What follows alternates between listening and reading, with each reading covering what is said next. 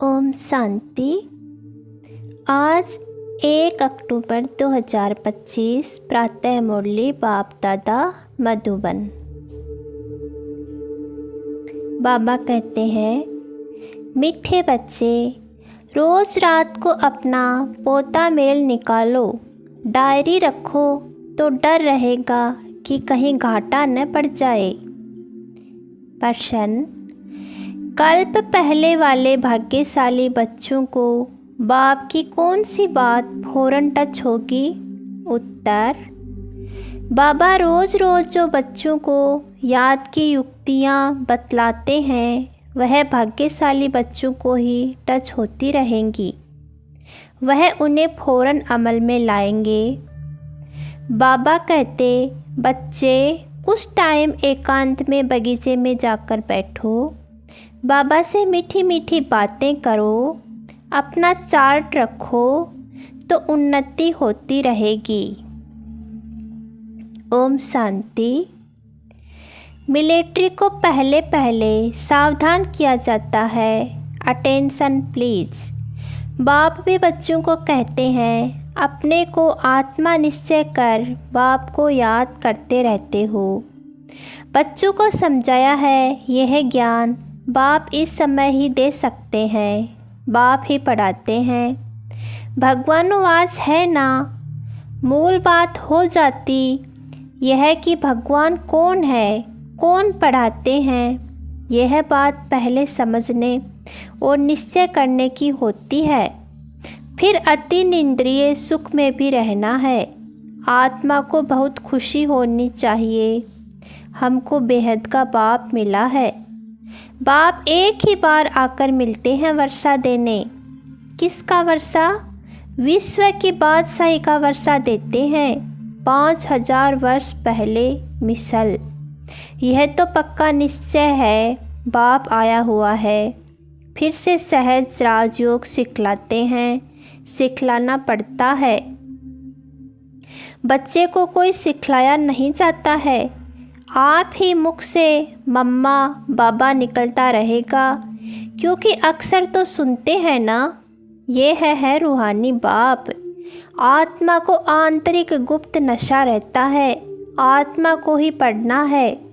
परम पिता परमात्मा तो नॉलेजफुल है ही, वह कोई पढ़ा नहीं है, उसमें नॉलेज है ही। किसकी नॉलेज है? यह भी तुम्हारी आत्मा समझती है। बाबा में सारे सृष्टि के आदि मध्य अंत की नॉलेज है। कैसे एक धर्म की स्थापना और अनेक धर्मों का विनाश होता है, यह सब जानते हैं। इसलिए उनको जानी जाननहार कह देते हैं। जानी जाननहार का अर्थ क्या है? यह कोई भी बिल्कुल जानते नहीं हैं। अभी तुम बच्चों को बाप ने समझाया है कि यह स्लोगन भी ज़रूर लगाओ कि मनुष्य होकर अगर क्रिएटर और रचना के आदि मध्य अंत ड्यूरेशन रिपीटेशन को नहीं जाना तो क्या कहा जाए। यह रिपीटेशन अक्सर भी बहुत ज़रूरी है। करेक्शन तो होती रहती है ना। गीता का भगवान कौन? यह चित्र बड़ा फर्स्ट क्लास है। सारे वर्ड में यह है सबसे नंबर 1 भूल। परम पिता परमात्मा को न जानने कारण फिर कह देते सब भगवान के रूप हैं। जैसे छोटे बच्चे से पूछा जाता है, तुम किसका बच्चा हो? कहेंगे फलाने का। फलाना किसका बच्चा? फलाने का। फिर कह देंगे वह हमारा बच्चा। वैसे यह भी भगवान को जानते नहीं तो कह देते हम भगवान हैं। इतनी पूजा भी करते हैं परंतु समझते नहीं। गाया जाता है ब्रह्मा की रात, तो ज़रूर ब्राह्मण ब्राह्मणियों की भी रात होगी।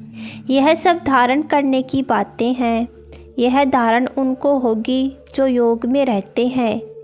याद को ही बल कहा जाता है। ज्ञान तो है सोर्स ऑफ इनकम। याद से ही शक्ति मिलती है जिससे विकर्म विनाश होते हैं। तुम्हें बुद्धि का योग बाप से लगाना है। यह ज्ञान अभी ही देते हैं, फिर कभी मिलता ही नहीं। सिवाय बाप के कोई दे न सके। बाकी सब हैं भक्ति मार्ग के शास्त्र, कर्म कांड की क्रियाएं, उसको ज्ञान नहीं कहेंगे। स्पिरिचुअल नॉलेज एक बाप के पास है और वह ब्राह्मणों को ही देते हैं, और कोई के पास स्पिरिचुअल नॉलेज होती नहीं। दुनिया में कितने धर्म मठ पंथ हैं, कितनी मतें हैं, बच्चों को समझाने में कितनी मेहनत होती है, कितने तूफान आते हैं। गाते भी हैं नैया मेरी पार लगाओ, सबकी नैया तो पार नहीं जा सकती, कोई डूब भी जाएगी, कोई खड़ी हो जाएगी। 2-3 वर्ष हो जाते हैं, कईयों का पता ही नहीं, कोई तो पुर्जा पुर्जा हो जाते हैं, कोई वहाँ ही खड़े हो जाते हैं। इसमें मेहनत बहुत है। आर्टिफिशियल योग भी कितने निकले हैं, कितने योग आश्रम हैं। रूहानी योग आश्रम कोई हो न सके, बाप ही आकर आत्माओं को रूहानी योग सिखलाते हैं।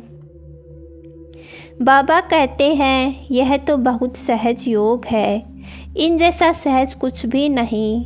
आत्मा ही शरीर में आकर पार्ट बजाती है। 84 जन्म मैक्सिमम है, बाकी तो कम कम होते जाएंगे। यह बातें भी तुम बच्चों में कोई की बुद्धि में है। बुद्धि में धारणा बड़ा मुश्किल होती है। पहली बात बाप समझाते हैं, कहाँ भी जाते हो तो पहले पहले बाप का परिचय दो। बाप का परिचय कैसे देवे, इसके लिए युक्ति रची जाती है। वह जब निश्चय हो तब समझे बाप तो सत्य है। ज़रूर बाप सत्य बातें ही बताते होंगे, इनमें संशय नहीं लाना चाहिए। याद में ही मेहनत है, इसमें माया अपोजिशन करती है, घड़ी घड़ी याद भुला देती है। इसलिए बाबा कहते हैं चार्ट लिखो, तो बाबा भी देखे कौन कितना याद करते हैं। 25% भी चार्ट नहीं रखते हैं। कोई कहते हैं हम तो सारा दिन याद में रहता हूँ। बाबा कहते हैं यह तो बड़ी मुश्किल है। सारा दिन रात तो बांधेलियाँ जो मार खाती रहती वह याद में रहती होंगी। शिव बाबा कब इन संबंधियों से हम छूटेंगे, आत्मा पुकारती है। बाबा हम बंधन से कैसे छूटें। अगर कोई बहुत याद में रहते हैं तो बाबा का चार्ट भेजो, डायरेक्शन मिलते हैं। रोज़ रात को अपना पोता मेल निकालो, डायरी रखो। डायरी रखने से डर रहेगा हमारा घाटा न निकल आए। बाबा देखेंगे तो क्या कहेंगे, इतने मोस्ट बिलवेंड बाबा को इतना समय ही याद करते हो। लौकिक बाप को, स्त्री को तुम याद करते हो, मुझे इतना थोड़ा भी याद नहीं करते हो। चार्ट लिखो तो आप ही लज्जा आएगी। इस हालत में मैं पद पा नहीं सकूंगा, इसलिए बाबा चार्ट पर जोर दे रहे हैं। बाप को और 84 के चक्र को याद करना है तो फिर चक्रवर्ती राजा बन जाएंगे। आप समान बनाएंगे तब तो प्रजा पर राज्य करेंगे। ये है ही राजयोग, नर से नारायण बनने का एम ऑब्जेक्ट ये है। जैसे आत्मा को देखा नहीं जाता, समझा जाता है। इनमें आत्मा है यह भी समझा जाता है। इन लक्ष्मी नारायण की जरूर राजधानी होगी। इन्होंने सबसे जास्ती मेहनत की है तब स्कॉलरशिप पाई है। ज़रूर इन्हों की बहुत प्रजा होगी, ऊंच ते ऊंच पद पाया है। ज़रूर बहुत योग लगाया है तब पास विद ऑनर हुए। यह भी कारण निकालना चाहिए, हमारा योग क्यों नहीं लगता। धंधे आदि के झंझट में बहुत बुद्धि चली जाती है, उनसे टाइम निकाल इस समय जास्ती ध्यान देना चाहिए। कुछ टाइम निकाल बगीचे में एकांत में बैठना चाहिए। फीमेल तो जा न सकें, उनको तो घर संभालना है, पुरुषों को सहज है। कल्प पहले वाले जो भाग्यशाली होंगे उनको ही यह टच होगा। पढ़ाई तो बहुत अच्छी है, बाकी हर एक की बुद्धि अपनी होती है। कैसे भी करके बाप से वर्षा लेना है। बाप डायरेक्शन सब देते हैं, करना तो बच्चों को ही है। बाप डायरेक्शन देंगे जनरल। एक एक पर्सनल भी आकर कोई पूछे तो राय दे सकते हैं।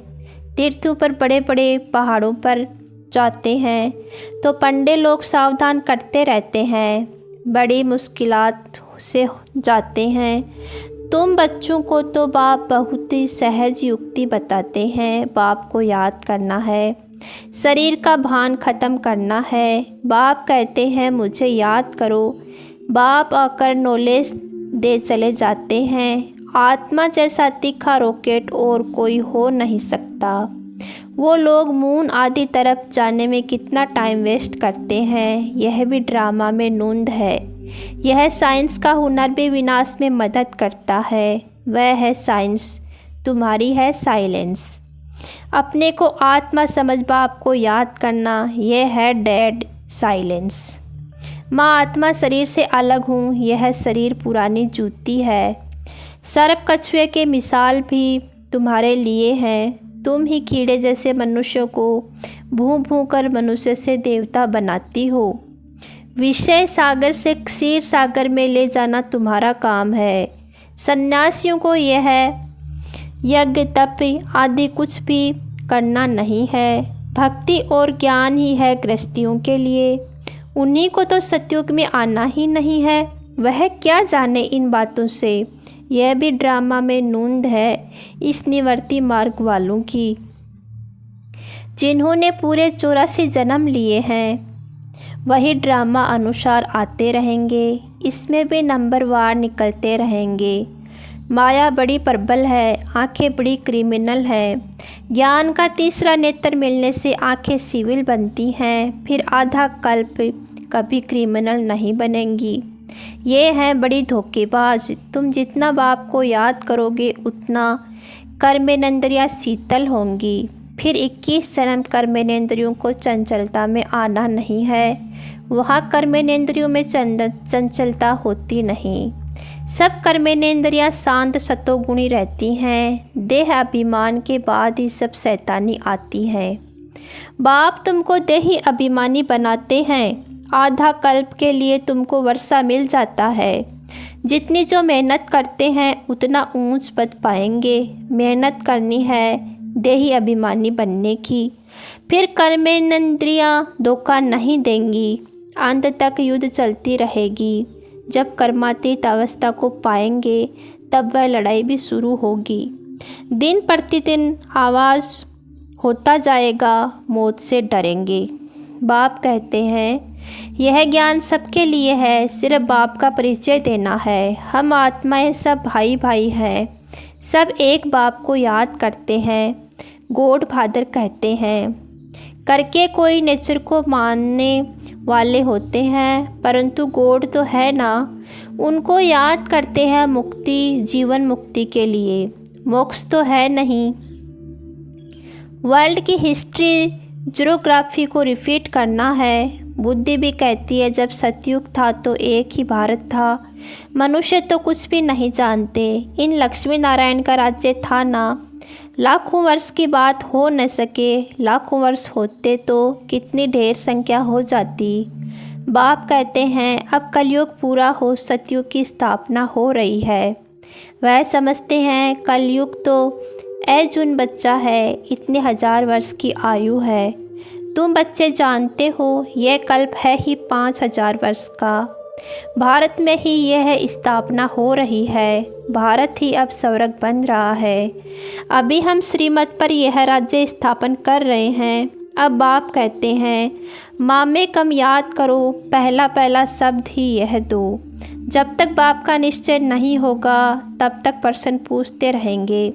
फिर कोई बात का उत्तर नहीं मिलेगा तो समझेंगे यह जानते कुछ भी नहीं। और कहते हैं भगवान हमको पढ़ाते हैं, इसलिए पहले पहले तो एक ही बात पर ठहर जाओ। पहले बाप का निश्चय करें कि बरोबर सभी आत्माओं का बाप एक ही है और वह है रचता, जो जरूर संगम पर ही आएंगे। बाप कहते हैं मैं युगे युगे नहीं, कल्प के संगम युग पर आता हूँ। मैं हूँ ही नई सृष्टि का रचता, तो बीच में कैसे आऊँगा। मैं आता ही पुरानी और नई के बीच में। इनको पुरुषोत्तम संगम युग कहा जाता है। तुम पुरुषोत्तम भी यहाँ बनते हो। लक्ष्मी नारायण सबसे पुरुषोत्तम है। एम ऑब्जेक्ट कितनी सहज है, सबको बोलो यह स्थापना हो रही है। बाबा ने कहा है पुरुषोत्तम अक्षर ज़रूर डालो, क्योंकि यहाँ तुम कनिष्ठ से पुरुषोत्तम बनते हो। ऐसी ऐसी मुख्य बातें भूलनी नहीं चाहिए और संवत की डेट भी ज़रूर लिखनी चाहिए। यहाँ तुम्हारी पहले से राजाई शुरू हो जाती है, औरों की राजाई पहले से नहीं होती। वह तो धर्म स्थापक आए तब उनके पीछे उनके धर्म की वृद्धि हो, करोड़ों बने तब राजाई चले। तुम्हारी तो शुरू से सतयुग में राजाई होगी। यह किसको भी बुद्धि में नहीं आता कि सतयुग में इतनी राजाई कहाँ से आई। कलयुग अंत में इतने ढेर धर्म हैं, फिर सतयुग में एक धर्म एक राज्य कैसे हुआ। कितने हीरे जवाहरों के महल हैं। भारत ऐसा था जिसको पैराडाइज कहते थे। 5000 वर्ष की बात है, लाखों वर्ष का हिसाब कहाँ से आया। मनुष्य कितने मूंझे हुए हैं, अब उनको कौन समझाए। वे समझते थोड़े ही हैं कि हम आसुरी राज्य में हैं। इनकी देवताओं की तो महिमा सर्वगुण संपन्न है, इनमें 5 विकार नहीं हैं, क्योंकि देही अभिमानी हैं। तो बाप कहते हैं मुख्य बात है याद की। 84 जन्म लेते लेते तुम पतित बने हो, अब फिर पवित्र बनना है। यह ड्रामा का चक्कर है। अच्छा, मीठे मीठे सिकिल थे बच्चों, प्रति माता पिता बाप दादा का याद प्यार और गुड मॉर्निंग। रूहानी बाप की रूहानी बच्चों को नमस्ते। आज की मुरली की धारणा के लिए मुख्य सार है, ज्ञान के तीसरे नेत्र को धारण कर अपनी धोखेबाज आँखों को सिविल बनाना है। याद से ही कर्मेंद्रियाँ शीतल सतोगुणी बनेंगी, इसलिए यही मेहनत करनी है। धंधे आदि से टाइम निकाल एकांत में जाकर याद में बैठना है। कारण देखना है कि हमारा योग क्यों नहीं लगता है। अपना चार्ट जरूर रखना है। आज की मुरली के लिए वरदान, सहन शक्ति द्वारा अविनाशी और मधुर फल प्राप्त करने वाले सर्व के स्नेही भव। सहन करना मरना नहीं है, लेकिन सबके दिलों में स्नेह से जीना है। कैसा भी विरोधी हो, रावण से भी तेज हो, एक बार नहीं 10 बार सहन करना पड़े, फिर भी सहन शक्ति का फल अविनाशी और मधुर है। सिर्फ यह भावना नहीं रखो कि मैंने इतना सहन किया तो यह भी कुछ करे। अल्पकाल के फल की भावना नहीं रखो, रहम भाव रखो। यही है सेवा भाव। सेवा भाव वाले सर्व की कमजोरियों को समा लेते हैं, उनका सामना नहीं करते। स्लोगन है, जो बीत चुका उसको भूल जाओ, बीती बातों से शिक्षा लेकर आगे के लिए सदा सावधान रहो। व्यक्ति सारे स्वयं और सर्व के प्रति मनसा द्वारा योग की शक्तियों का प्रयोग करो। जैसे बाप दादा को रहम आता है, ऐसे आप बच्चे भी मास्टर रहमदिल बन अपनी मनसावर्ती से वायुमंडल द्वारा आत्माओं को बाप द्वारा मिली हुई शक्तियाँ दो। जब थोड़े समय में सारे विश्व की सेवा संपन्न करनी है, तत्वों सहित सबको पावन बनाना है, तो मनसा द्वारा तीव्र गति से सेवा करो, योग की शक्तियों का प्रयोग करो। ओम शांति, ओम शांति।